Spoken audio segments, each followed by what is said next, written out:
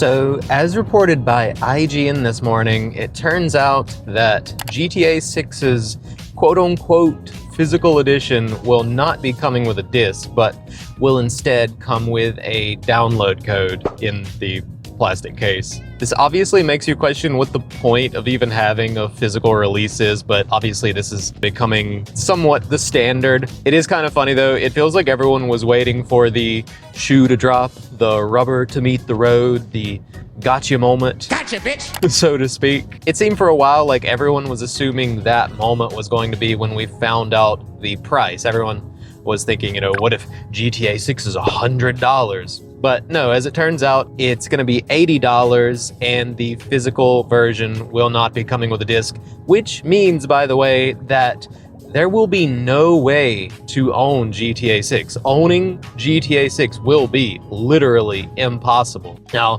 not so long ago, the same thing happened with Crimson Desert, and I'll be willing to admit that was kind of the nail in the coffin where I personally decided I'm not paying full price for this game. As amazing as it looks, I'm not paying full price for a game that is literally impossible to own. But obviously that did not hinder Crimson Desert. It still winded up doing exceptionally well. And I think we all know that if no one cared about that as it concerned Crimson Desert, no one's gonna care about that as it concerns GTA 6. It's still gonna do gangbusters sales-wise, even if there is, once again, literally no way to own the game. And it's especially frustrating in this case, far more frustrating in this case than with Crimson Desert, because if there's anyone who can afford to just release a 2-disc physical copy release, it's Take-Two and Rockstar with Grand Theft Auto 6. If anyone could afford to do a release like that, they could afford to do so. But they've chosen not to. They're just going to release a quote-unquote physical edition with a game code in the case, and there's going to be literally no way to own the game. And so it's especially frustrating considering that it's coming from them, and it is... There's a dude dancing in his car in front of me. It's kind of hard to keep going while watching that. But yeah, I mean, it's especially frustrating given that it's... He's getting down in there. It's especially frustrating given that it's Rockstar and Take-Two and it's GTA 6, which we all know is going to sell more than enough to make up for any potential extra costs that would go into releasing a 2-disc physical release. By the way, it's worth pointing out that this isn't exactly random or out of the blue for Rockstar or Take-Two. I remember not too long ago picking up GTA 5, the Definitive Edition, on Steam.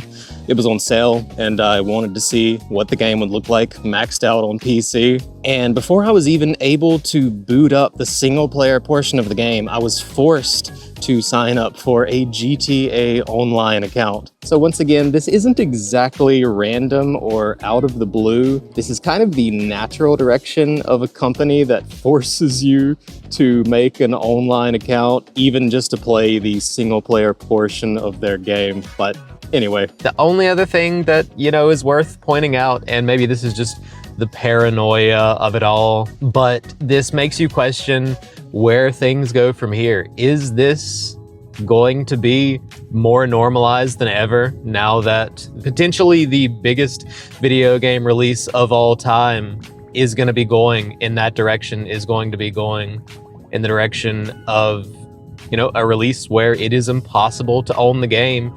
And even though there's a quote-unquote physical release, you don't get a disc, you don't get to own the game, even with that physical release. How much more normalized is this going to be in the future? How much more normalized is this going to be with next-gen consoles, knowing that, the PS5 Pro, for example, already released without a disc drive? It just makes you wonder what the future holds if we really are headed for a quote-unquote you will own nothing and be happy AAA video game industry. Well, I mean, I guess video game industry overall. As much as, we like to not think about it and like to not say it out loud, obviously there are very few indie game releases that you can own.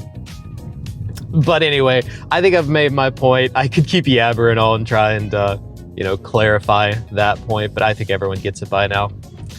Hope you're having a good one otherwise today. Witch Hat Atelier video coming very soon, 30 minutes long, fully edited, going over everything, you know, from story, characters, themes, animation, production, circumstances, all that good stuff. So yeah, that's coming soon. But for now, I'm going to get me a spicy chicken sandwich. And peace as always.